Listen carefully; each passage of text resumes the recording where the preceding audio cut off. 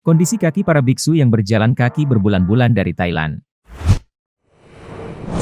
Perjalanan biksu Thailand yang melakukan ritual tudong atau jalan kaki sepanjang ribuan kilometer dari Nakhon Si Thammarat Thailand hingga Candi Borobudur Magelang memang telah berakhir. Namun pengorbanan 32 biksu tersebut agar sampai di tujuan untuk puncak perayaan Hari Waisak pada 4 Juni 2023 mendatang benar-benar membuat banyak warganet ngilu. Pasalnya, di media sosial, terlihat beberapa kondisi kaki para biksu yang sangat memprihatinkan.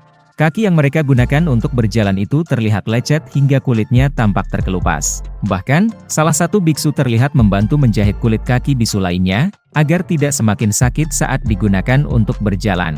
Meski begitu, dalam potret dan video yang dibagikan oleh akun BKM_Cloth, tampak para biksu itu tetap tersenyum dan bersemangat agar bisa melanjutkan perjalanan mereka. Pada video lainnya, saat cuaca matahari sedang terik-teriknya, salah satu biksu bahkan harus dilarikan ke klinik setempat di perbatasan negara Thailand dan Malaysia karena kakinya tampak melepuh. Tentu saja kisah tersebut membuat banyak warganet bersimpati sekaligus takjub dengan kegigihan dan keikhlasan para biksu menjalani perjalanan rohani tersebut. Tak sedikit yang menuliskan pesan positif dalam kolom komentar.